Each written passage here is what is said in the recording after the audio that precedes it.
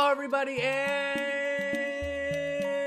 I told you it wasn't actually going to be normal waff. And welcome to the Marvel Sports Worldwide. And my name is Brendan. And I'm name is Commander Wolf. It's Commander Waff. If you didn't know, it's actually Mr. Waff. Remember when remember in the server when I what did he say? He put Mr. Waff like MR and then Waff, and I was like, that's Mr. Waff to you, and I like spelled it out. Did you see that? Yeah, because it's very I think it was a long specific. time ago, yeah. Your name is very specific, and even though it's not even how you define yourself, it's how I define you, and that's most important. Okay. All right, this is the podcast. This is podcast 2 for Marble League 2023. And last time was crazy because I made some mistakes, and Akanon got an upper hand for a while, and then we talked also about a lot of drama. So it was all around a wild show. But we have a good one today. We have a good one today with a guest coming up.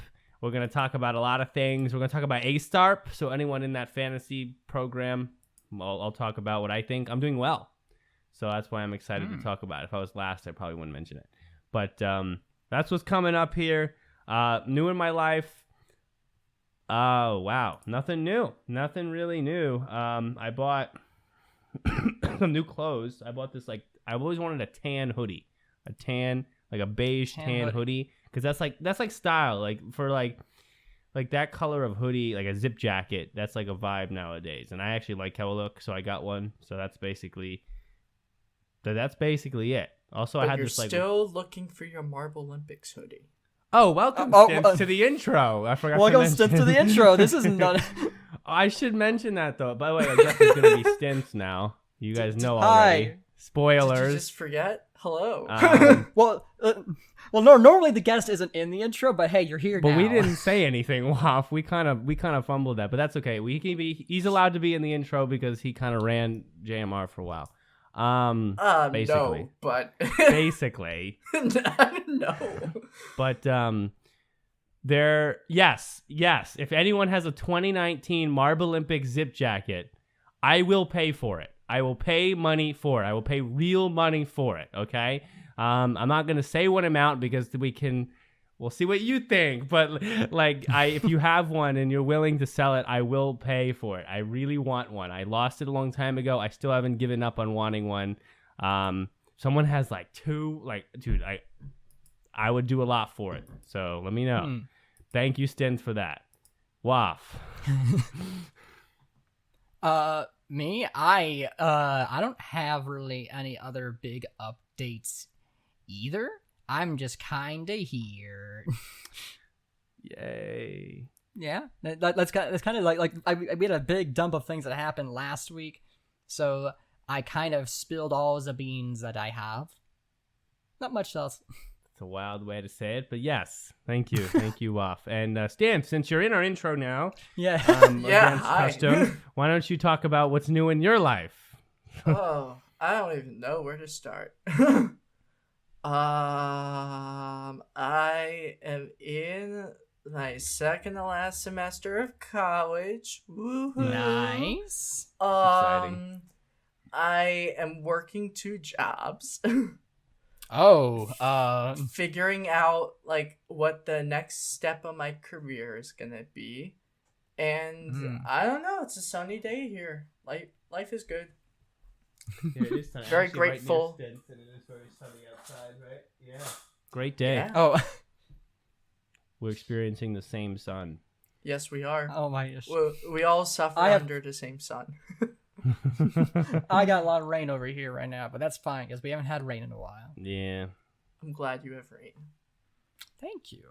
All right. Well, I'm glad we've exchanged weather pleasantries. Now, we'll just get to it. We'll get to the news here, and then when we come back, we're going to do a lot of things. We're going to talk about Stynth. We're going to talk about events. We're going to talk about AYSTARP, like I said. So a lot to cover today. So let's just get to the news. And on the other side of the news, we'll reintroduce our guest and get going. So let's go there.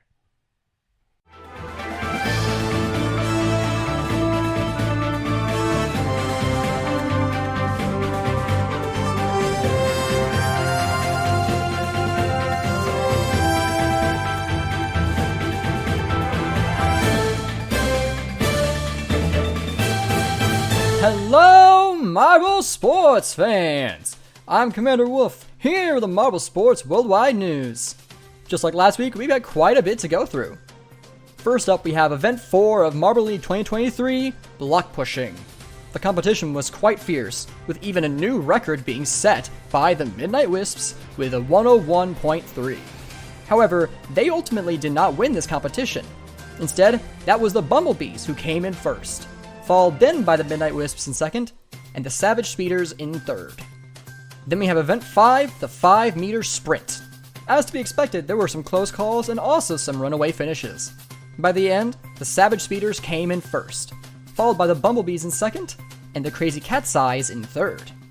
And for our last ML event, we have a new one with Event 6, Tug of War, where the marbles would run to a block to push it across a line.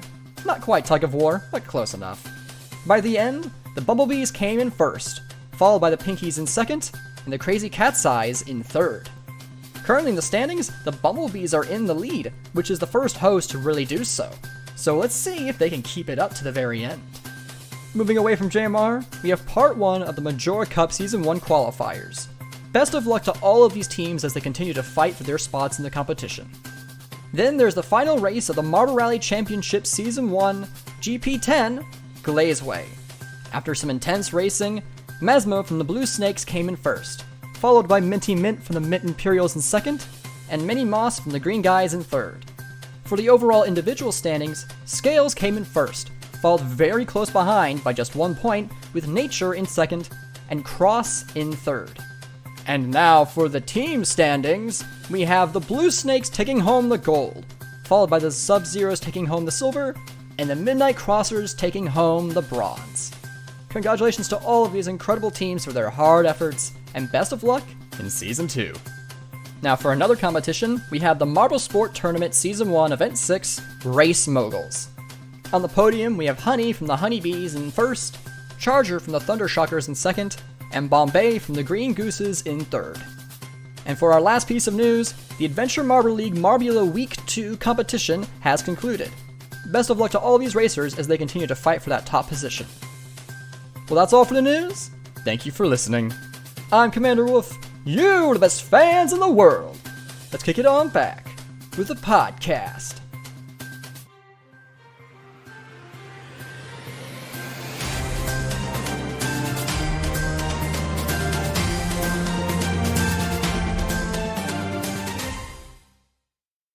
Jax Marb is in our chat. That's fun. He's fun. He's fun. Hello, Jax Marb. Jax Marb.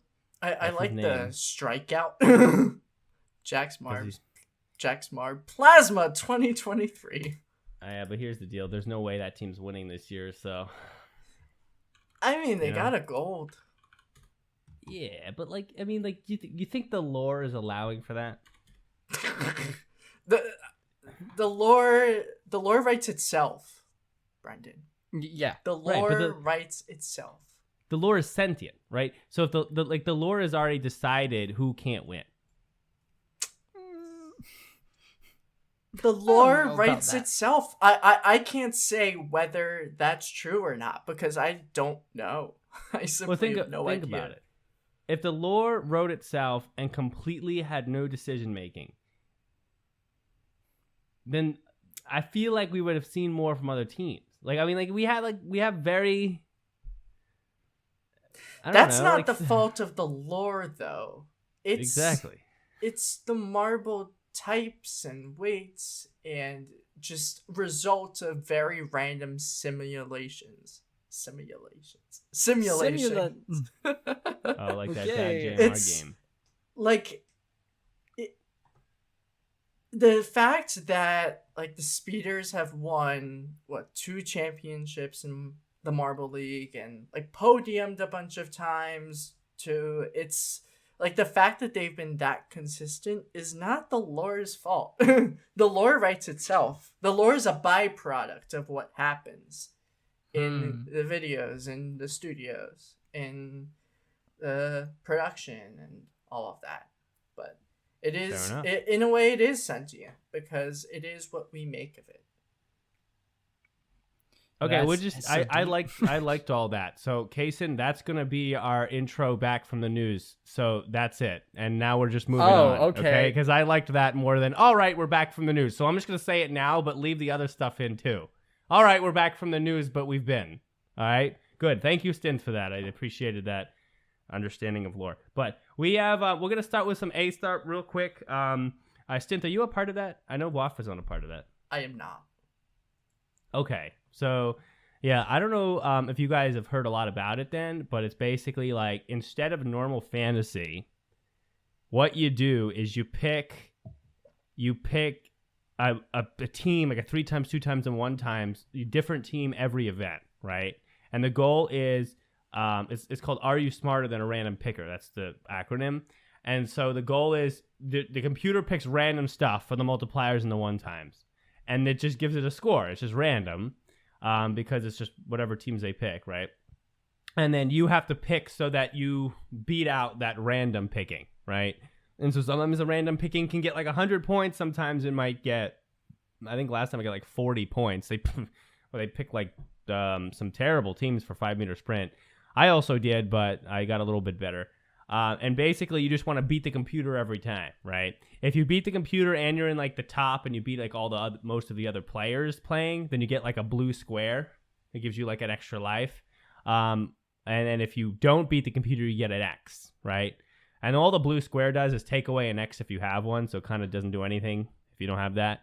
And so basically, you don't want 3 X's. If you get 3 X's, you're out, right? But the goal is make it to the end of the 16 events without getting 3 X's.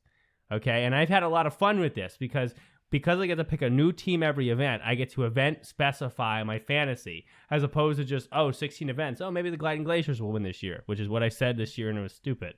But I've had a lot of fun with it. I don't have any X's currently, so going into Tug of War, I'm a little bit scared because I don't know what's going to happen, but I have no X's. I got an X, and then I canceled it out with a really good pick for, I think, event 3 hurdles, because I know my hurdles. I know my hurdles at this point in my Marble Sports life. But the point I want to make, though, is for people playing AYSTARP, is just a quick bit on strategy, and then we'll get into our next topic. And I didn't realize this for the first 2 events, but you can pick only 1 team for your 3 times the whole time. So in the 16 events, if you make it that far, every team only gets 1 chance to be your 3 times multiplier. So you have to plan that out, right? You can't just pick crazy cat size as your 3 times every time and be like, oh, this is free. No, you can only pick the 3 times once per time. Now, I think that's a really good rule because now you have to be smart. So one of the strategies I was implementing is like take Tug of War. I don't know what that's going to be. No idea. Okay? So I picked Thunderbolts times 3 for the Tug of War because Thunderbolts are one of the worst teams I've ever seen in Marble League. I have never seen a worse team than them besides the Oceanics. They're really, really bad at Marble League. So they're more likely to do good in an event we don't know anything about than 5-meter sprint or something we know a lot about like funnels because they're totally not going to do good there. So I put them there and it's like, okay, I use them as my times 3. I'm saving other teams for later. So that's a strategy. Be aware of that. Newer events or events that have less like clear, simple skills, like, oh, speed event, it's going to be a speed-based team most likely. Throw your kind of weirder 3 times in there. I'll have to put, who else is low on the list right now? I'll have to put like the Pinkies in somewhere. They're not that great this year. I'll have to put the Chocolatiers in somewhere. That kind of. No, they're not in, right? They're not in. You know what I mean. I'm gonna put the low teams on the list. You have to file them in when it makes sense. Probably don't. I'm glad I'm not using Thunderbolts for my 5-meter sprint or my relay, right? That wouldn't be smart. The other thing is, and I don't know if this actually holds water, but it's a decent strategy, is most often I take the 3 times pick of the computer and put it in my 1 or 2 times, mostly my 1 times. Because I'm like, okay, let's pretend I make a big mistake. And the 3 times the computer pick actually does get second or first. Well, at least I'm going to pick up a third of those points or even a half of those points if they're in my 1 times, right? If it's like, second, or like always a third of the points if with the 3 times as well, right? And if they don't, well, that's okay because the computer got basically no points from them. And so it doesn't matter that I basically got no points from them. And so it's like, I think it's kind of helpful because if you pick them in the 1 times and your 3 2 times do well, then you're building a good amount of points already. Like, you're already getting towards, because you just want to beat the computer. That's it. So I feel like that's been a valid strategy. Otherwise, pick smart. Most of my 2x tend to be similar type teams that perform well, like Cat's Eye Speeders, fast teams that are consistent, because the 2x that place where you can continue to repeat, and so take advantage of that. I was 4th for a while. I think I'm about 8th now. I am only about 45 points from first place. I'm hoping to maybe win. That would be cool. My goal is only at least to get to the end of the 16 events. I may not win. There are very wise Marble Sports people out there. I'm sure if Stynth was playing, he would be in super first place, right? So, which is reserved for JMRC former members. Yeah, I'm hoping to just get to the end of the 16th events without getting 3 strikes. That would make me happy. Honestly, it's such a better way to do it for me, because event by event is such an easy way. It's a good way to pick, because you're actually thinking about each event, like who's going to be good, and I think that's why I've succeeded. So that's enough of that. It's more similar to like NFL fantasy, where you get to switch your roster per week. Right, yes. Except the difference is NFL doesn't change their event every week. NFL is always football. They don't kind of like to, this is our week for 5-meter sprint. They don't do that very often. So thank you for all that. But let's move on right into Tug of War. Basically how we're going to talk about it. We don't know what it's going to be. So we'll make it fun for you guys. We're going to speculate here now, and you guys will have seen it by the time this comes out. And then you just get to enjoy how close or far we are from that prediction. So we'll see how the 3 of us do at figuring out what it could be. That's something we're all going to do right now. So I'll give it to Stynth first. So Tug of War, how would that work? I think it's going to be like jousting. I don't know for sure. I just don't know how the marbles are going to tug. I know that sounds stupid, but I legitimately have no other idea. Like I think, just had an idea of how it works, actually, and this might help us with our predictions here. I think what's going to be is it's going to be maybe like there's going to be some sort of connecting piece, and maybe a rope between the 2 sets of marbles, and they'll both be on opposite ramps that will slide down away from each other. Oh, and depending, I guess, on where like the center that goes, maybe that'll determine whose side it's on more, will determine who wins it. That's the random idea I just had, but like I think it's gonna involve them being on opposite facing ramps that lead them away from each other. So what would the rope be connected to? Like a block, for example? That's what I'm trying to figure out here. Like how that work? I don't really know. Like I think it does involve ramps in some way, like them rolling away, but what would they be pulling on, and how could you attach it to them in a way that it still affects it? Would it be like the bobsled thing, where like they can roll, but they're attached to something that can actually physically pull the thing? I think I like Waff's idea. If it's not that, I wish it was that. That's what I'm saying. I will say this. I think you have a couple of, the thing about the ropes is it's hard because you can't connect the rope to 4 individual marbles, but we do have those sleds or those rafts or whatever. No, not the rafts, the bobsleds, right? Mm-hmm. That would work. You could connect the rope to each bobsled, put all the marbles in, fill them up 4 and 4, and send them down a ramp, right? And then they just tug on the rope. Now the problem is, in the granular sense, the marbles have different weights, but in like the all 4 pulling on a rope sense, I don't know if the weights are going to be enough to make a difference. Like the block may just not move, or the rope may just not move. So that would be my worry. Yeah. Do the bobsleds have hooks? They do not. They would have to make something else themselves. Like a new 3D printing of it. Gotcha. Because like my thing is, I'm looking at jousting here. I have it on the screen for everybody. Jousting is more of like kind of like the ram swing from MSPN idea. They come together and smash each other in the middle, and that ball I missed ram swing. That was fun. The ball kind of rose out depending on who had the most like input strength. Remember, they're coming towards each other, right? And that's the Tug of War is supposed to be the opposite. You're supposed to pull away. So I mean, I don't know how they're gonna make that work. I don't know. I was gonna pull up the pictogram for jousting, but let me see. That's a good idea, actually. Or for Tug of War, you mean, not jousting? Sorry, yeah, Tug of War. Oh, okay. Well. Or here's another idea of how it could work. Like it's this kind of like the jousting, but like instead of hitting each other head on, they're off to the side of each other, and like there's something in the center that they're both gonna hit and try and pull against, and whatever side it ends up on is the winner. That could work. Like you have some block in the middle, but then you have like slots on either side for the marbles to kind of follow into, and they come past each other and pull on that. That could be cool. Oh, okay, but here's the thing with the jousting pictogram. I do see... Tug of War. Put it in the chat. Put it in the chat, though. Okay, I'll post both pictograms. So the one... Flair says marbles on tractors easy. I don't know how that would in work. the Bosnian foothills. That is a lore reference, I bet. So that's the Tug of War pictogram. That's why I'm saying it looks like jousting. Like, unquestionably looks like jousting. Oh, yeah. What is the jousting pictogram? So if it's not on the screen for the stream watchers, it's basically the marbles colliding with a block in the center, and there's like the strike marks. It is exactly... the difference is a ball versus a block. So and there's only... Oh, yeah, you're right. So it's literally the exact... It's the jousting image. So I think that you're right. That's probably...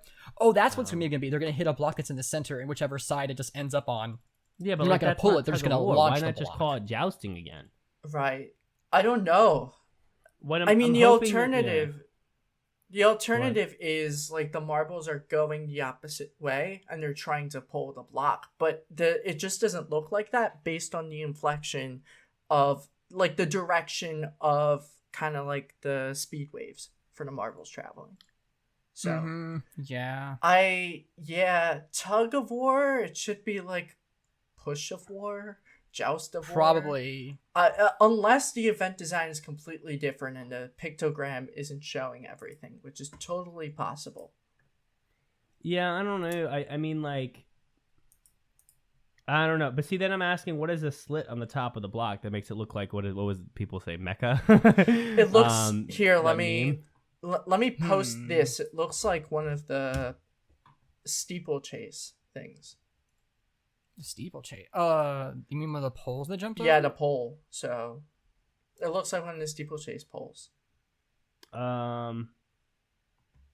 Which yeah, it is a second one in. Oh, so this reused the asset. Okay. Yeah, they reused the asset. It might just be a design then, but I don't know. I'm just I feel like I'd want to see, like, they could make it so that you kind of go to the side of the object and then pull on it with string or something.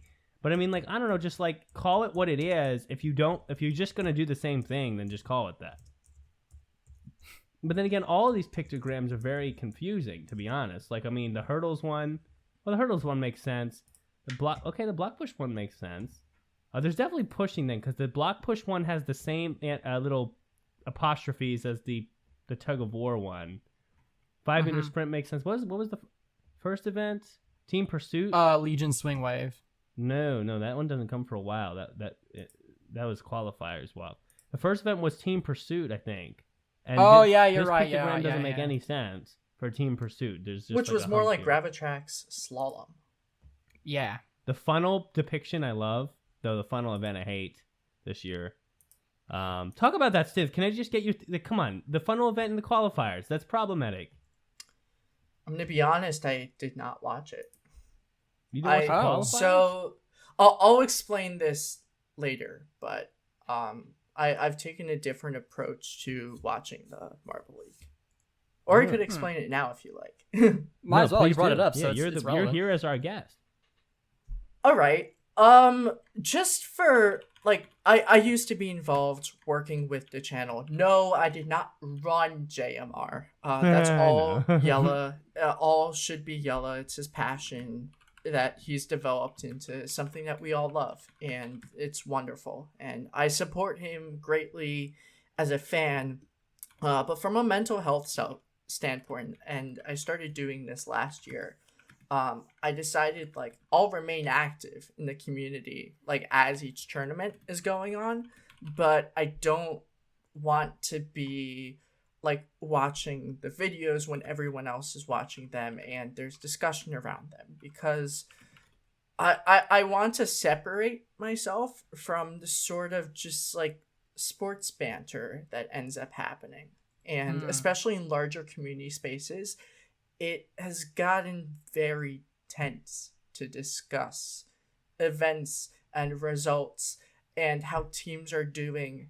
And I would much rather form my own impression of these tournaments as like once everything is out and I can see the full picture, and then I want to be able to judge where does this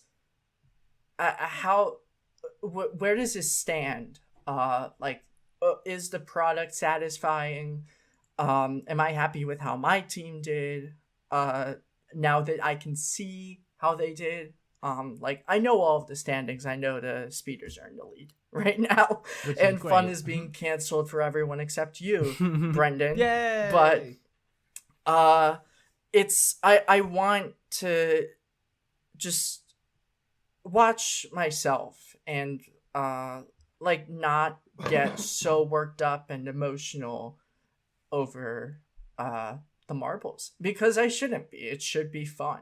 And I've noticed I've gotten a little carried away in past seasons. So I'm trying to monitor that so that I can be I can present myself how I want to present myself in the community. Okay. Makes sense. I'm okay with that. I mean, everybody... That's understandable. The idea, especially at this point, because JMR doesn't really feel like a community as much anymore, is to enjoy it in the way that you know you can and need to enjoy it, right? You want to make sure you're enjoying it. If JMR is going to isolate, then we got to isolate and make sure we're enjoying it for ourselves in the way that we can. So, I mean, yeah. I think that it's hard, but like it's the way it needs to be. There's a reason. There's many reasons why I'm doing not one podcast every week anymore, and one of them is because it doesn't seem to JMR is kind of isolated, right? JMR has kind of made it so this is like you have to enjoy it kind of individually the way you can enjoy it. That's it. So, so that's what we got to do. And I would. Oh, I'm sorry. No, that's it. I would much rather like watch the Marble League a few months after it's published, but be able to gather all of my online friends together and just go through, like, watch it then, like, after some time has passed, and just kind of, like, reminisce, rather than just, like, make sure I'm active for every premiere. And I know that's a little counterintuitive to what I said, like, I want to form my own impression of it, and having, like, other friends around for a watch party, it may sound like, oh, well, you're not forming your own impression. But that, like, honestly, that was how I first started watching the Marble League. It was a couple months after Marble League 2017 had come out. And my friends and I discovered and like binged 2017 and 2016, and we bonded over that, and it was fun for us. And things in a hardcore community can get so hardcore at times. So I just want to have fun at the end of the day, and I am having fun being active in the community and working on the project. And it's funny because now some like old guard have become active again, like Melikis and Piney. I noticed. Yeah, I'm so happy to see Piney again. Like, and people still love her. Like Munis did that poll apparently like a month ago about what was your favorite type of thumbnails for Marbula 1, and Piney's thumbnails won by a landslide. I mean, that was the golden age JMR, where everybody was in. Alejo was back in the server too. Heck, even Flair is in this chat with us, and he literally just said, "Yeah, Team Pursuit." Oh, he's really in the MSW live. It's so fun to see all like these old like members of the old guard back. I treasure the time that we spent working together very much, and I would consider them like among my closest friends in the community. So honestly, and I both of you fall in there too, And Aw. even like people I've gotten to know more recently through the projects, like my editorial board members are just incredible. I appreciate them. I value them so deeply. Not just for the work that they do, and not for the work they do, but because they are good people. And I would speak the same about anyone I worked with on the committee too. We all wanted to create and for the committee advise JMR because we cared and we wanted the community to just be the best thing that we thought it could be. And it's special to see people come back and still embody that and make this place feel like even more welcome than it already does. They left an incredible people like Mel and Alejo and Piney, like they left an incredible legacy. And a lot of people look up to what they did. And I think there's so much more to be said about just who they are and why they did what they did that I think everyone needs to know and appreciate. I agree. And I remember back in absolutely. the times when I was ex camo, but I remember them involved, and they did so much, and they were so good at keeping, like, it was so different back then, and it was so good, and they did a lot of good work. And Piney, definitely one of the greatest artists I've seen. I mean, I can't believe why would they not want that for their thumbnails? I don't. Some people just don't make sense, but that is what it is. It's very troubling to me that they don't understand the value that Piney and their thumbnails brought, and just the vision that Piney has for demonstrating Marvel's events is just it. I don't know. Like I mean, I've seen other artists in this community who are able to embody that. So we're very fortunate to have someone like Piney, or I'll mention Toffee, I mention Beta, I'll mention Momokai, Flamigiri, Yume, Yes. and the Seesaw. There are so many. There are so many just incredible artists. I don't know why JMR just wouldn't want to feature their work and respect the work that they do and pay them the way they should be paid. Agree. It's only going to help them in the end. I just it's like what I mean, I don't know how much they had to pay Piney, but I'm sure it was enough for them to sustain for a while and see the fruits of that. I mean, I just, it doesn't make sense business wise to me. Yeah, I don't remember the specific numbers. I do believe she was paid fairly for her original thumbnails. Like she put the price on it, and they paid her for her work that she wanted. So she was paid fairly for the M1 thumbnails. That much I can confirm. Yeah. I mean, it took them a while to give her payment though, but she did eventually get it.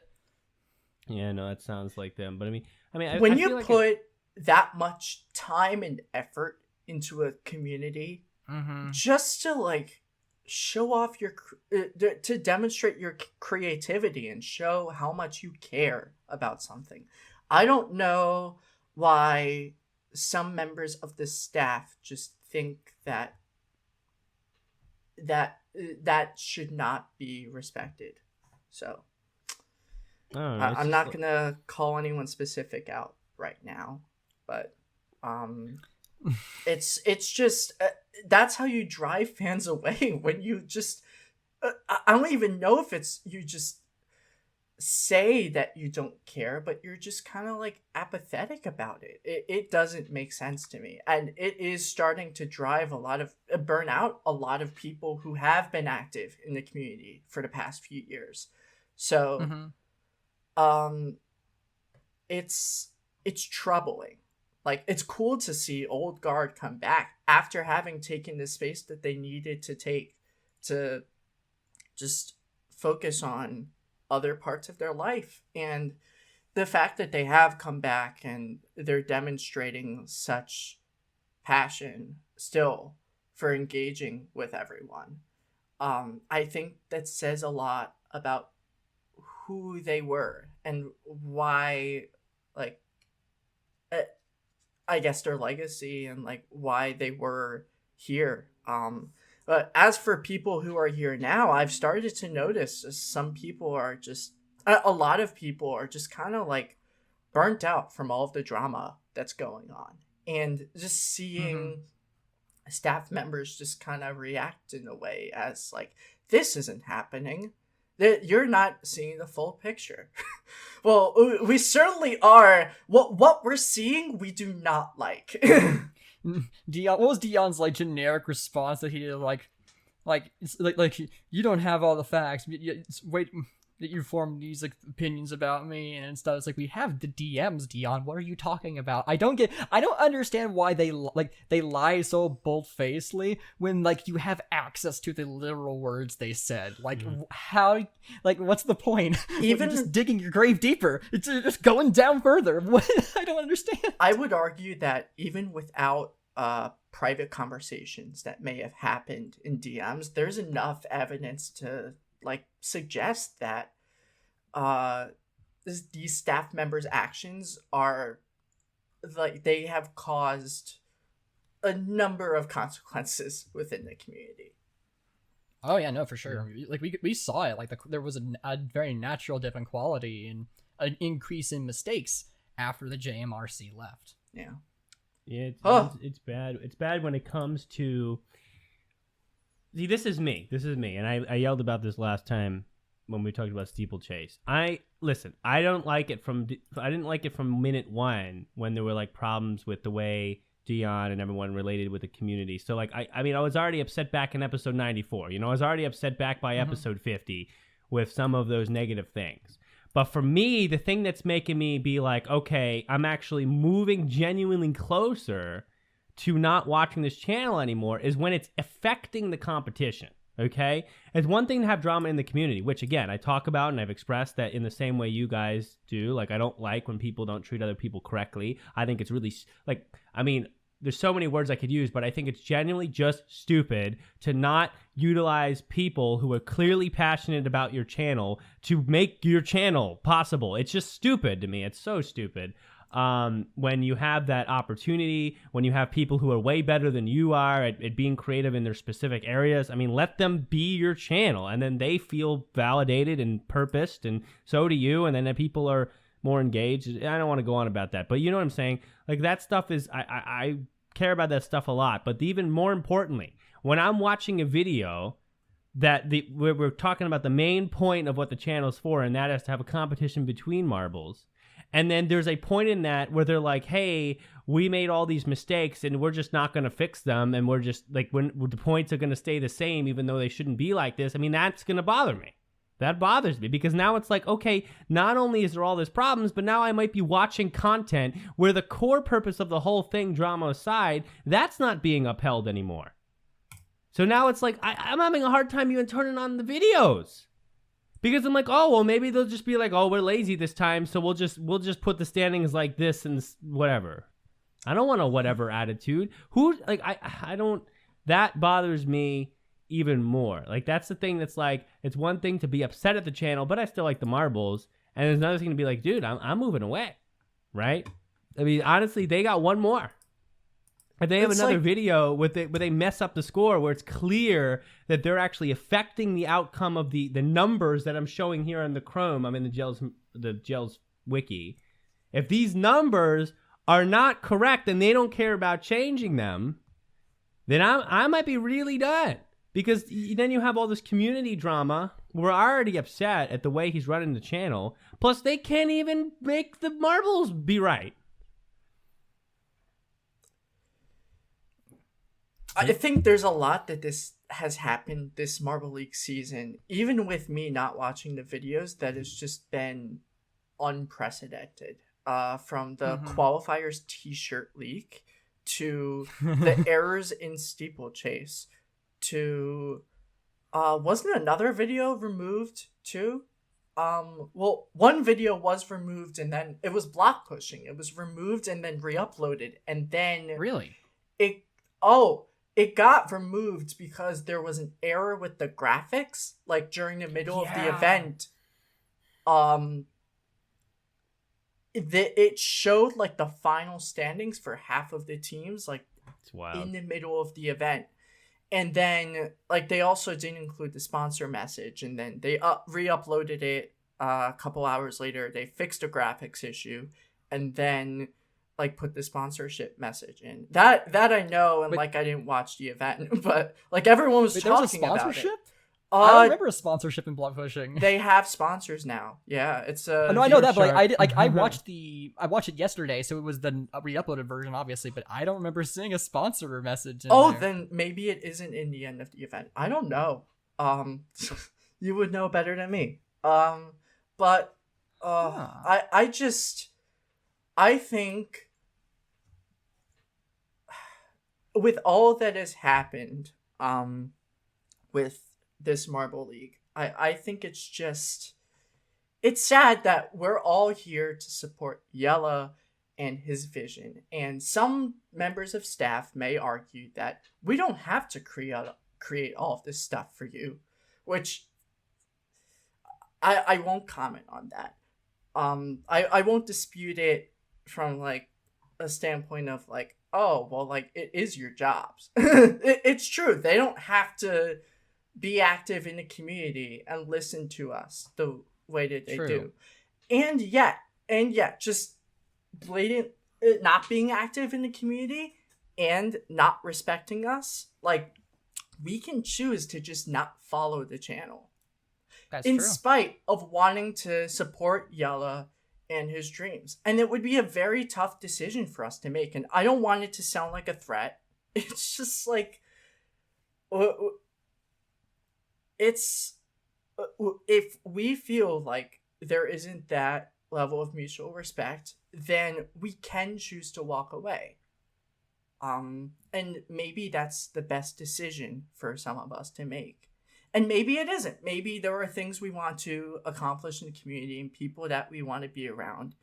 And that would be totally okay. And it's been totally okay for me for the past 6 years.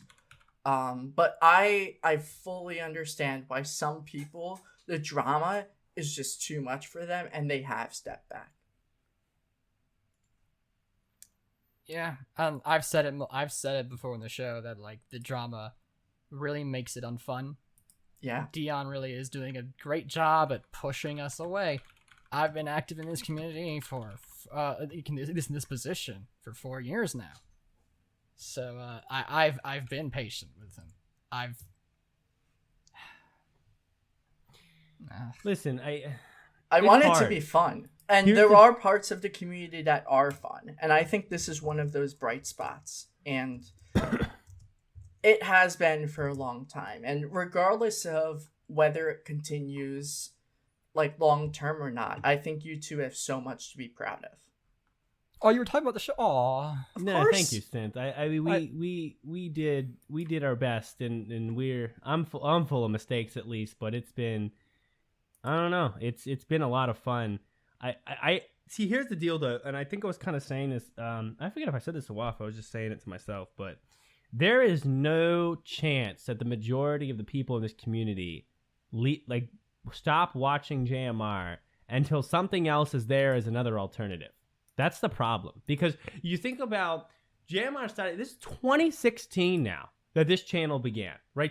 In 2016, this channel was good enough. They were before 2016, but 2016 was when the Marble League started. Thank you. I feel like I was about to imply that, but I appreciate that. Oh, sorry. 2016 is when it was good enough where people were like, all right, I'm in. I'm totally in on this. I'm in on this until it's dead, right?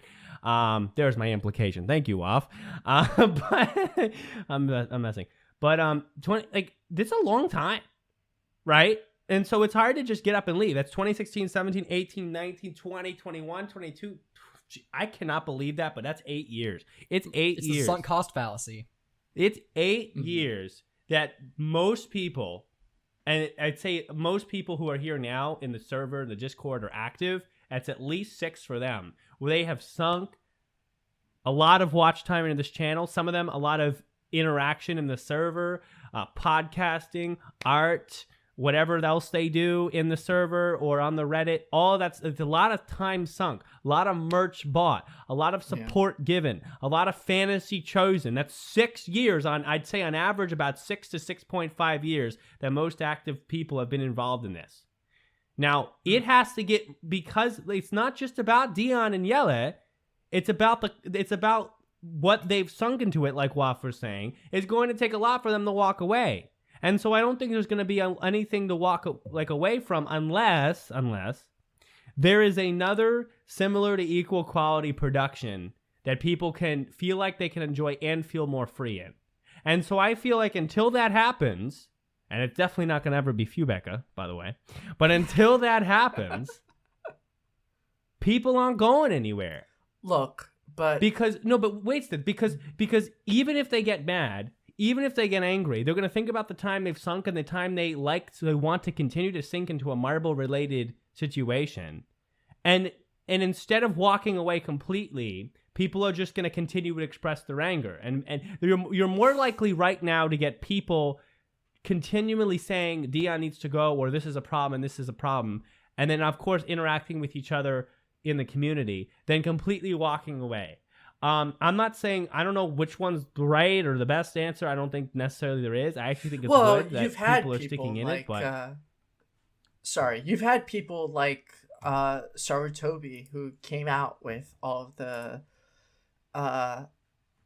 the Chinese community's woes, and they even posted a video. I don't know if you mentioned that. I did. I made sure to put a link to it as well. But it includes like DMs from Dion, which is also like unprecedented. No one in the committee ever did anything like that.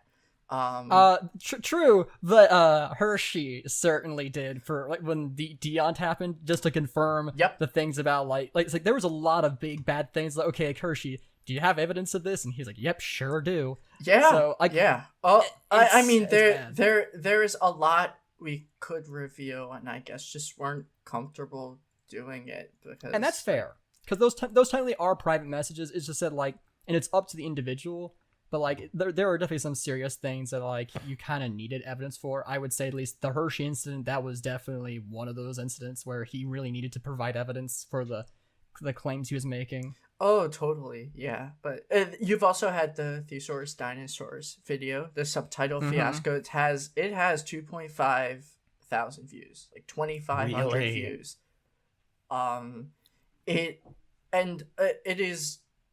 It's deserved. Like, people need to know what happened. People need to know the role that Dion had in that happening.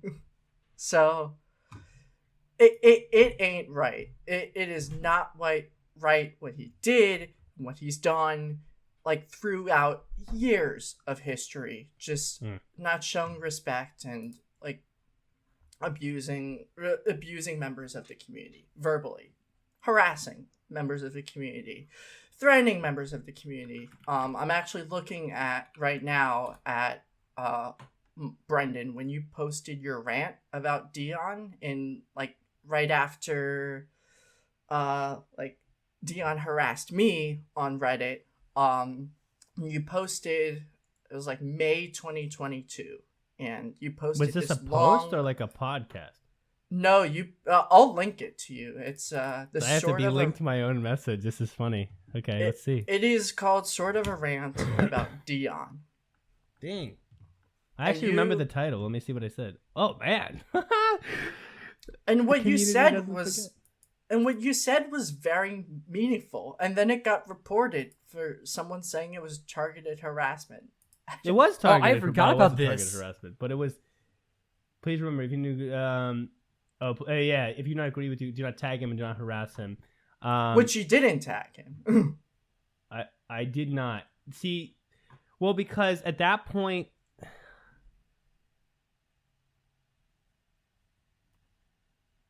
I don't know. So I don't know. I'm trying to see. Let me see what I said. So haven't posted. Compelled the thoughts. Blah blah. Real friends are useful for them. How come that? I get the impression. This is true. I get the impression Dion takes all criticism as a personal attack on him instead of genuine attempts to help the channel improve. Which another way to say that is Dion doesn't care about genuine attempts to help the channel improve if it doesn't align with the way that he wants to do things. And that's the biggest problem with somebody like him. You have someone who obviously he doesn't want the channel to fail because then he doesn't make money. But he's right. It's not about that he wants it to fail. What it's about that he's not smart enough to realize that other people might have better avenues of increasing the channel's effectiveness and size than he does. And so in his head, whatever he's come up with, like, oh, this is a good idea, or I want to do it like this, he doesn't budge from that. I'm unsure I'm unsure if he hasn't realized that. Maybe he just doesn't want to admit it. I can't. That's speculation. I cannot confirm that, but it's a possibility. And then like he commented on your post, and he said, it is wrong and illegal to keep harassing somebody personally on the internet. I also report this and leave this to our media lawyer because I'm sure this is not allowed. So he threatened you. Yeah, I think I ignored that. Also, I don't. What did he actually say? Dion said. I'll link the whole thing to you, and you could show this like. Dude, I still think the funniest part about this is like right after this, I went to the JMR meetup and like shook that guy's hand and took a picture with him. It's funny, but here's the thing. No, this was actually. You met Dion before this. Oh, okay. Because the meetup was December 21. This is May 22. Oh, this is May 22. Well, yeah. I think the Dion episode might have come out I had not said positive things about Dion before I had the meetup, so I remember it was a little weird. But this is like something he said here. So he says like we work our ass off 6-7 days a week, evenings under pressure by deadlines. Think about that. Like, I mean, like, and that's fine. Like, I'm not, my post and what I continue to say has nothing to do with the amount of work put in. Okay? I'm never saying, hey, JMR doesn't put enough effort in. No, that's why we still watch. We still watch because they put a lot of effort in. My problem with highest quality stuff. They have high quality. They don't listen to the people watching it. And so, listen, let me think. Put it like this: take the event from Steeplechase we just saw. Mistakes, right? But if you don't know, I didn't notice them first time through. But if you're a new person to the channel, right, you don't know much about JMR, and you would have watched the Steeplechase event, and you weren't thinking to recognize the detailed mistakes, and you weren't thinking about the fact that Piney used to make thumbnails. You're gonna look at the whole video and be like, "This is great." You can't find anything like it on YouTube. That's not the point. It's not about effort. It's about how you treat the people watching. And so when the people who've been here a while who are trying to be in the community, I'm not talking about the video. It's quality. I'm talking about the people who want to be in the community.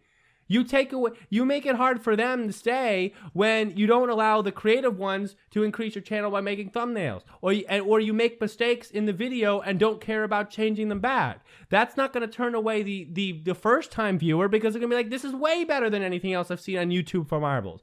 But it is going to hurt the core of your community. And so you may put 6, 7, even 8 days in a week in working on this, but you can still fail if you're not connected interpersonally with the people who support this the most. There you go. Yeah. No, I agree. We've kind of reiterated the point quite a few times, just bringing up brand new examples each time. Yeah. Well, the truth is there are just so many public examples of Dion bullying fans online and just messing with distorting the public image of his brother's channel. And not learning from his mistakes. And not taking accountability. So, really, I have not spoken to Dion since April of 2021. Dang. I have no desire to speak to him.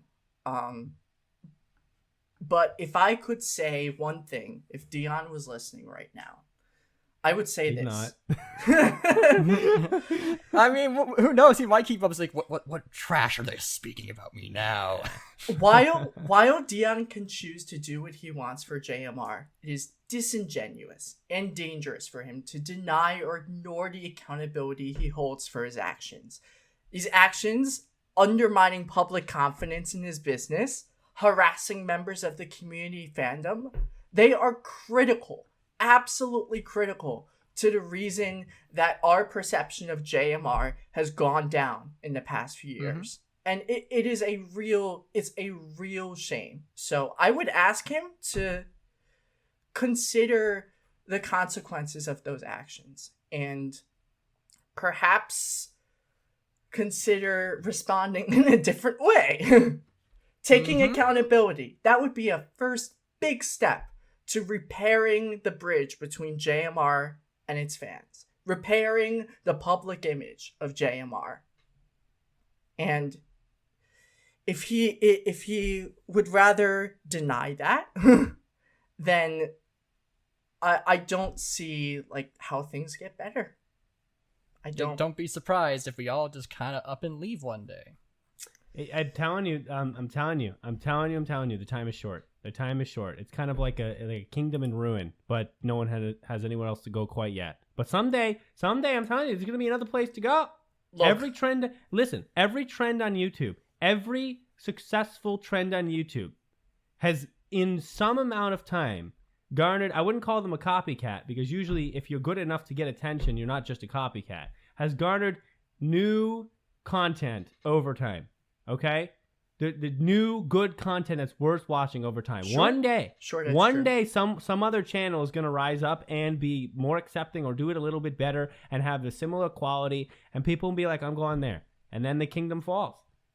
Someday, time is short, man. Yeah. Look, what you've said, your entire argument has been very astute and academic, and I can't say I disagree with anything. And yet, I don't want Yella to get hurt at the end of this more than he already has. And I deeply, deeply appreciate. I'll just say I love it. I love what he has done with the channel and what he has built and the world he has realized through his videos. And I don't want him to get hurt. And what the worst part of all of this is that Yella, as a result of Dion's actions, is getting hurt. Oh yeah. So yeah. this needs it needs to change for us. We need to be respected, but most importantly, Yella needs to be respected through Absolutely. what he does. And I can imagine how tough it is for people, and people have said like we can see the impact that this is having on Yella and like what it's doing even to the quality of the videos, that like we're not going to be involved anymore. We are done. And I think that's really sad because what Yella's built is so special, and it's very negligent of Dion to take his brother's passion and just warp that into something lesser. And I can't also say that Dion is the only one. And I think he's had an influence on other members of staff that has not been positive.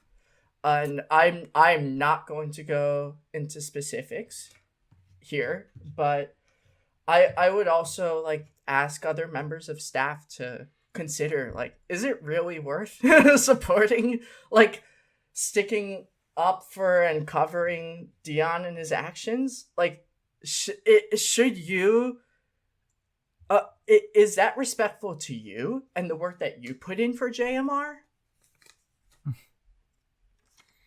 I don't know if it is. And I don't, it wasn't for the JMRC, and that was why we disbanded. And I don't know if like that's ever been put in like such an official capacity, or if I've just said that outright on a podcast before, but I here feel you like are.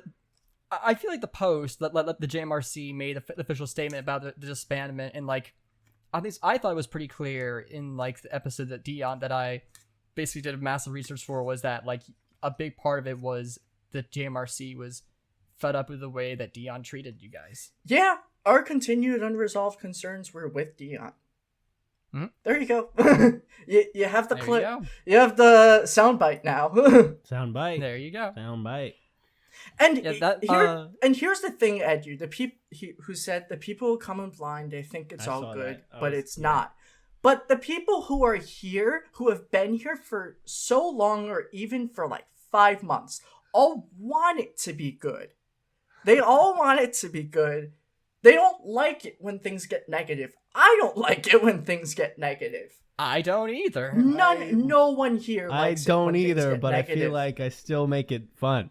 But like that's why I've said like Dion, despite being the most like I think the second most popular podcast episode, right behind the Greg Woods episode. Greg Woods is because like it's both one of my favorites because of the importance of the message, but it's like probably my least favorite also because of how negative it is. Because that's not what the Marble Sports is supposed to be about, and it's not what this podcast is supposed to be about. It's supposed to be constructive criticism. That's about as negative as it's supposed to get. It's not supposed to be actual drama. It wasn't supposed to be. No. Yeah, no. When I listen, let me cut it. When I started the show, if you had told me that first of all I'd get to 94 episodes, and that 94th episode would be me, and Waff, and maybe I forget if there was a guest, collectively spending over an hour discussing the problems with one of the main leaders of this channel, I would have said no way. I was like, dude, this Midnight Wisp, man. One of the first episodes is we talked about the relay transfer system. I mean, no, we're never gonna get there. That's stupid, right? But yeah, it's taken a wild turn, man. It's taken a wild turn.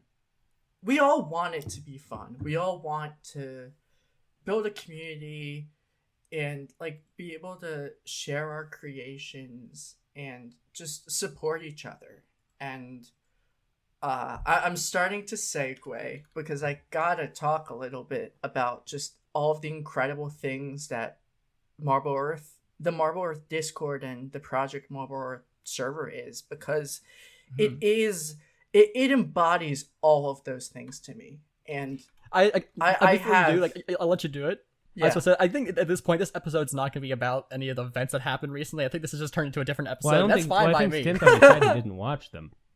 Yeah. You haven't watched. I any mean, of I the can main talk events about the yet. memos that we've written about them. Or No, to but be what- honest, hold on. yeah. You haven't watched the main events, though, is what I'm asking, yeah? No, and I'm going to wait. And that's okay. Sorry. That would Fair. be the best. By the way, just for an update, the Dion, and this is just the YouTube views. I remember both of these also got substantial views on all the other platforms because they're a big deal, so I'd have to count. Mhm. But as far as the YouTube goes, Dion got like 1,200, and Greg still had like 4,000. And then it looks like the alpha gameplay from the video game got 16,000 for whatever reason. Yeah. And the Like- update got 6K. People really want to see the game in action. Yeah. People really do, and I had we had a very easy access to easy views, and I could have kept going with it, but I just wasn't enjoying the game. No, if you're I not enjoying don't it, chase it's the fine. views. If I'm not having fun, I'm just not gonna I'm not gonna push it. I've had fun streaming the game like every now and then, but it is just so janky. I can't. It's also not I a fun can't game stand when it. it's not doesn't have that skill based aspect. Like I wanted it to be more like Marble It Up, not like hey watch JMR but in crappier quality. You know what I mean? Essentially, The game in the style like Marble It Up would be so fun because I don't know if you You're know about right, the game Marble yeah. It Up, but Yeah, it's yeah, basically I've- be taking the basic style of Marble It Up. And remember we brought that guy on the podcast episode 50, and Yep. taking the idea of that game except applying it to not just hey we're like monkey ball going through courses, which is really fun. The game is fun, but also we're now taking that kind of physics, that kind of movement, kind of gameplay, and applying it to all these different types of events and making it tournament style and making it online based. You know, that would have been cool. That would have been the correct way to do the game. That game could have blown up into millions of dollars. Honestly, on God, it could, because Marble It Up is doing very well. So, but it didn't do that. So, yeah. Well, So I guess Stynth, why don't you go ahead and start gushing about how amazing Marblearth is? How about that? there's just so much potential for creative aspirations in this community to like become something that means so much more than you would ever dream of, and I see that in Marblearth. We are on phase 3 of the project right now, so we've started by releasing memos for Marble League 2023. After that, we'll start detailing the individual lore of the Marble Rally athletes. So we're calling the articles Choose Your Marble, because at the start of each Marble Rally video, the text that shows up is Choose Your Marble. And then you have a list of all of the Marble Rally athletes that compete. So, oh, that's cool. I like that idea. So with Choose Your Marble, you get to choose the article or the individual marble that the article will be about. And we're branching out too. So all of the retrospectives were like kind of a prose format. There was a lot of description, there were some quotations, but all of them just had like a very just kind of concrete structure that I came up with in like 2018. Choose Your Marble, we'd like to open the door to stories, like kind of like we could allow like memo focused storytelling or memo kind of esque storytelling, interviews, videos, graphic designs, comics. The Seeing Green addendum by Piney actually was a comic. That was awesome. I don't think I've seen that one. I need to go check that out. Oh my goodness! What? Oh, you. I don't think I've seen it. I'm gonna link it right now. Oh, thank you. But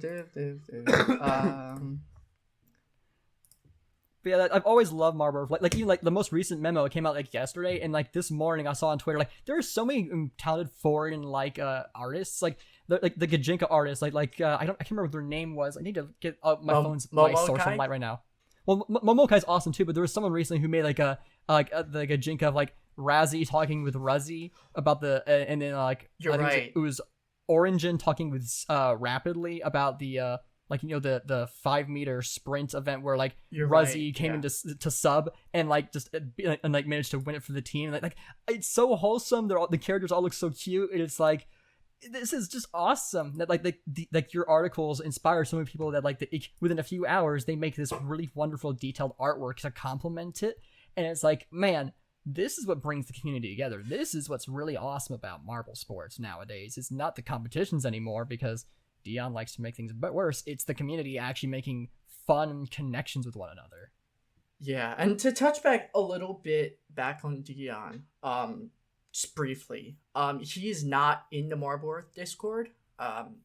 He tried to join, and due to his prior community infractions, I did not see him as someone who belongs in the server. Like, the Marblearth Discord is supposed to be a safe space, and we don't have, like, any, like, strict moderations per se, but if you're someone who, like, has not been a historically good member of the community, you're gonna have a hard time getting in. We want everyone to feel as safe as possible, and the fact that Dion is not in there should say a lot about who we believe him to be.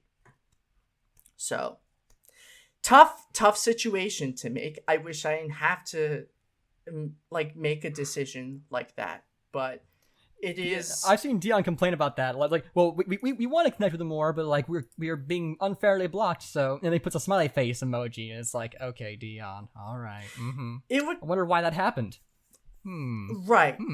Right. He said that there was a salty person who runs Marblearth. Which is why I love it. So but here's the thing. I'm not the only admin of Marblearth. So I think it was directed at me? Quite possibly. But Phoenix and Ed, you were both board admins as well, and you can't be saying that about the people even besides me who run the project. That is not that, in fact, probably justifies the ban. Yeah, like his attitude is unprofessional on several business levels. Even I think someone said like who like used to work with them as like yeah, if he was not his brother, he would have been kicked out a long time ago. Yeah. So, but Marblearth is supposed to be a safe space for us to support everything that Yella creates. Again, we do support the channel. Unlike he said, oh no, if you don't support the channel, it's hard to use the lore. If we didn't support the channel, the project wouldn't exist. that we would not be writing thousands of words of articles about lore. Like, has Dion ever read a retrospective? Has he not seen how detailed those things are? They're kind of That wild, is support man. in some of its purest form, right there. You could actually get a book going, like a book series. Honestly, you could. It have is enough so. information. I'm gonna say, it is so damn disrespectful for Dion to say that we don't support the channel. Dang, for I all don't of think the they're work, passionate. for all of the work that we put in, not because we're doing it for JMR, but because we're doing it for. We respect Yella's vision, and we want to share our passion. We want to. We want to write. We want to share art. We want to make graphic designs about these tournaments that don't exist in real life. We want to take these awesome photos. We want to edit these articles so that they're all high quality and that they all fit in within this timeline that we've established within the videos. Like, and to say, oh no, we're blocked. And you're actually not. The WordPress blog is publicly accessible to everyone. There's links to it on the Reddit that you've asked to have removed because JMR doesn't want them on there. No, I don't think that's the case. And I don't think that's going to happen. We just want to create, and we just want to share our passion with everyone else, and we want people to be involved. And it's partly why the Marblearth Discord is a separate space than the Marble Base, because the Marble Base is so big, and of course, like, people discuss lore in there, and they should feel welcome to. It should be a place to share all of the passion for Marble sports and Yella's Marble runs and all of the community projects from MSWP to BGBT to Marbles Today to MSPN, which has come back. And Yes, it's been I'm so great happy to about see. that. To even side servers that, like, the NFL Discord that is full of a bunch of Marble sports fans and baseball chat and custom comps, Ramen's Quadrilla League, M's Marble Sports Games, the Marble Invites. Like, it So should be the space for that. Did Oh, that ever Marble get Earth going? also. Sorry.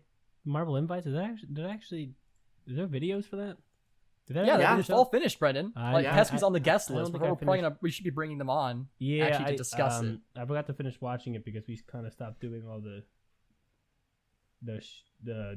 weekly shows.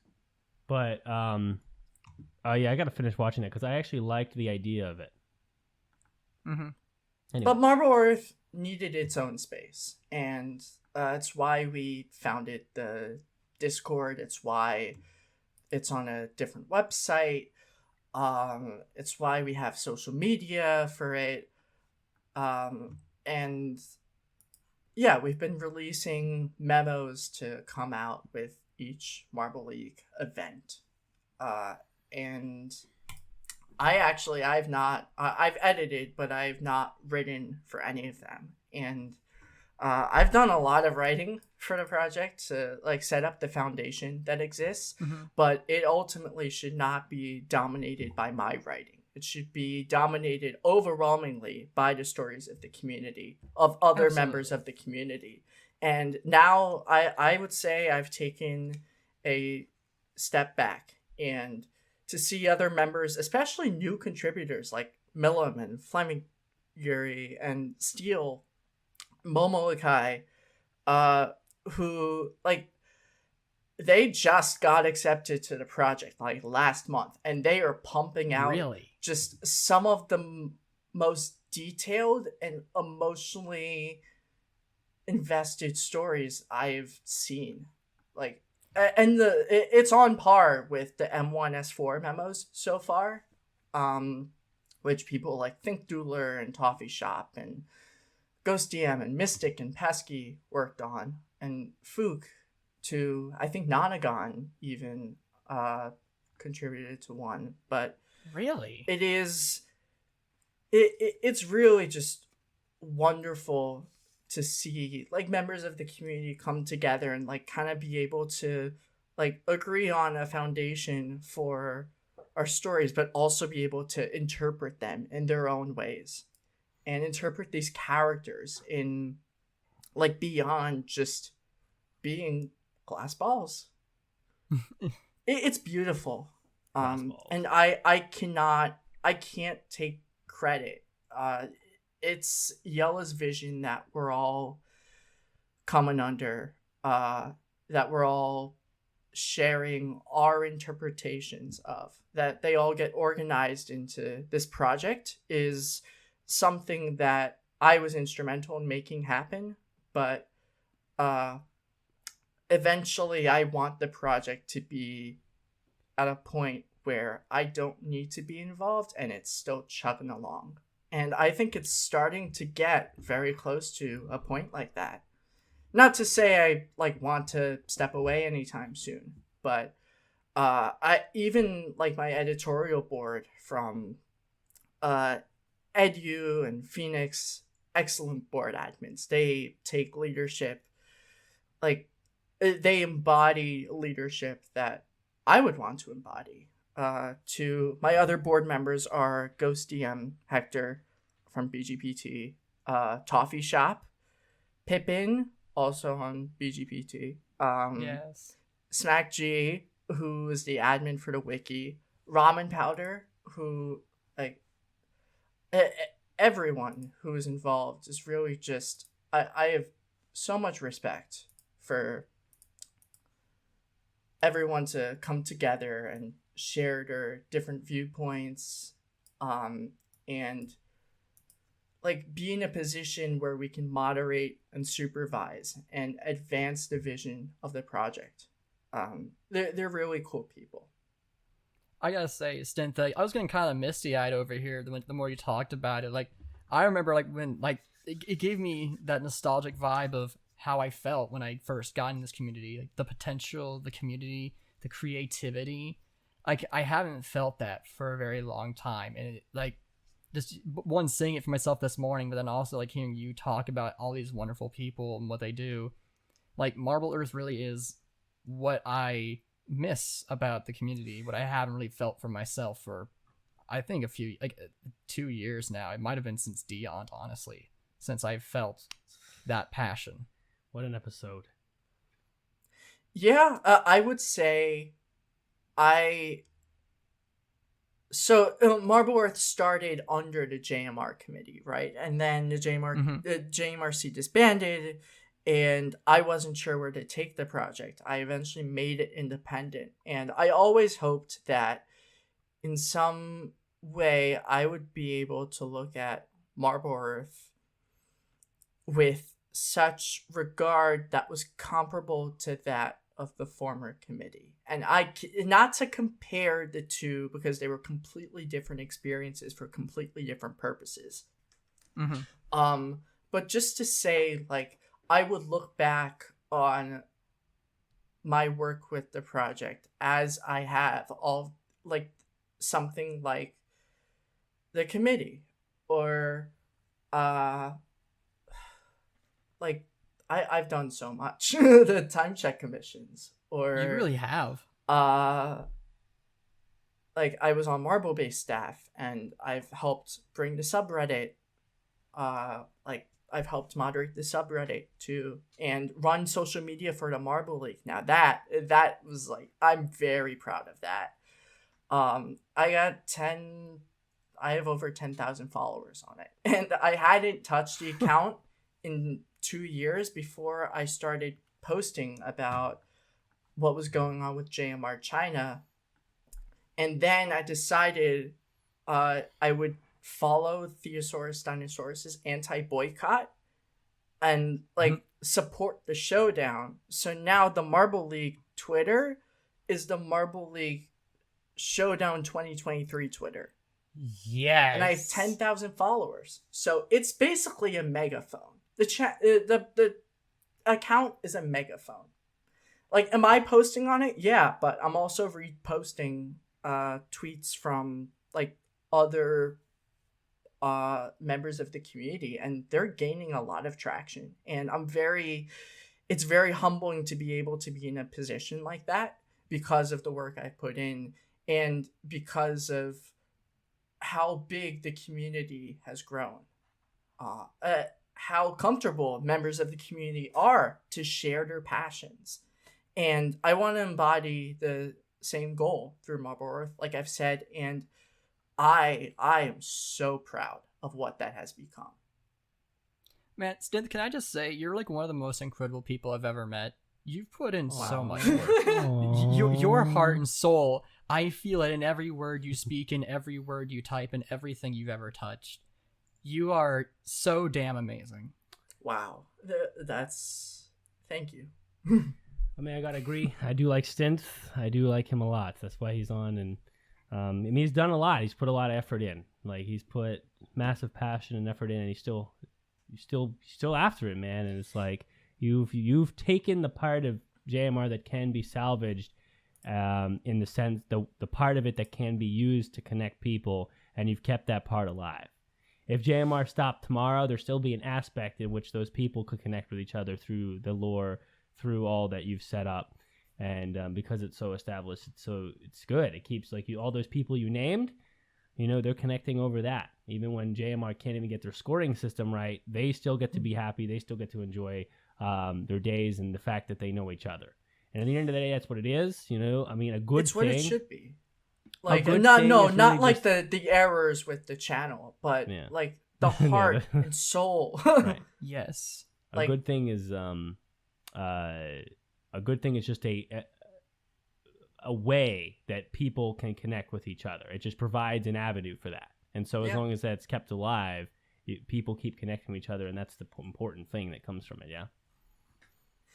I was talking to another member of the project when the China stuff started happening, and I must also like shout out Saratobi and Roos and Handheld Reptile and just a bunch of Invis. Invis was a big part of the Chinese fan community. There are such incredible people there, and I don't know, to be honest, the extent of which they did, but they also, they posted a lot of fan-made lore that was separate from Marblearth and shared a lot of art that was kind of separate, maybe related, but separate. But to see so much of that get erased when JMR took over the Billy space is absolutely disrespectful and uncalled for, and it would be really sad to see that happen to other aspects of the community. But Has I anyone have, checked the Internet Archive to see if those pages were saved in any way? it's possible. Like, you can check the Internet Archive for MarbleOlympics.org and still find articles. Still find like the homepage from there, which is crazy. But or MarbleSports.org.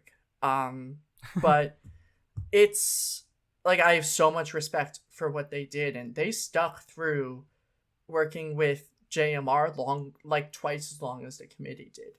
So really just awesome work that they did. But when I was talking to this other member of the project, the conversation they were having with me was like, they thought like, oh, by joining in with the community, like, I signed up for just dealing with all of this drama. And I was like, no, you did not. You're not to blame for what's happening. And they were like, well, I'm sticking around.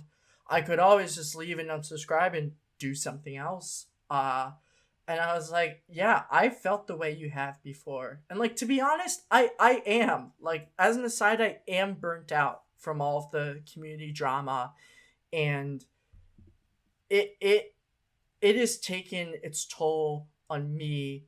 We talked about this before. But the reason I stick around is because there is good I see in the community. And when things go well, they're genuinely fun. And there were so many genuinely fun moments on places like the former JMR committee. There are so many genuinely fun moments like on Marblearth that they've constantly made me want to stay. The end of the phase 1 article for Project Marblearth is a farewell to Felinia, from Felinia.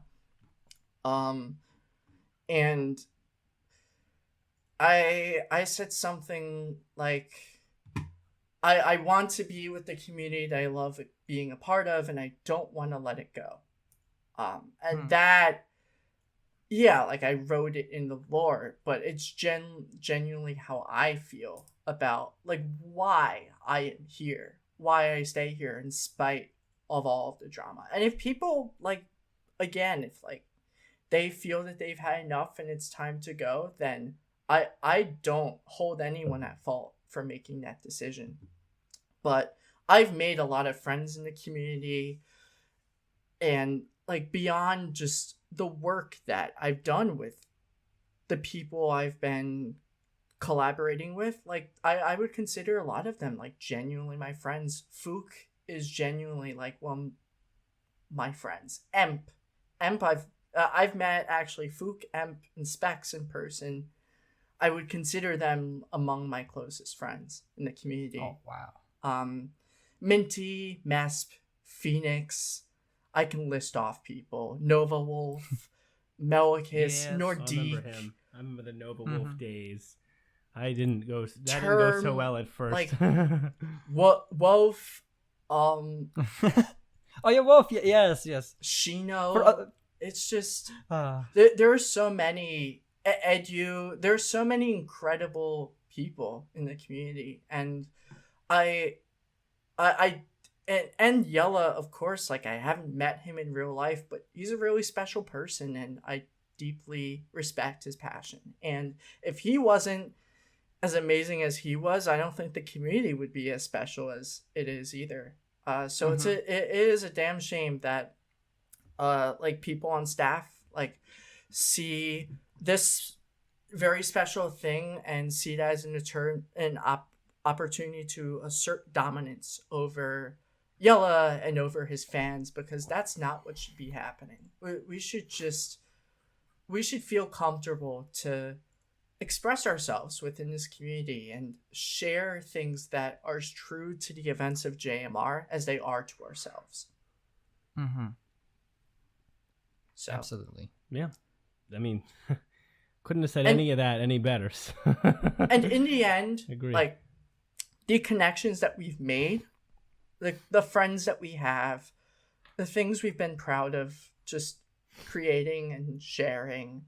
And I think like anything we're working on the side it matters more than how we choose to engage with JMR. And I think it can be very positive. And I'm very lucky. It's not guaranteed, right? But I'm very lucky to have experienced so many positive experiences being a part of the JMR community. It's amazing. And I mean, there's another article I wrote that I could point to. A few years ago, 10 months ago, I released an article called Unwritten, which is a 5-year retrospective on being a part of the JMR community. And I wrote I did read that. I wrote it in such a way where I wanted it to be kind of like, is this a part of canon? Is this not a part of canon? I can't tell. Is Stynth writing about himself, like in the real life, or is he writing about his marble sona? And I wanted that kind of just that mystery around it. I wanted the truth around that to be unwritten. And to be honest, I don't know who I was writing, like what persona or Marblesona I was writing about of myself. But I would point to that article and advise anyone who's interested in learning more about me and what I've experienced within the community, what I've worked on, to go to that.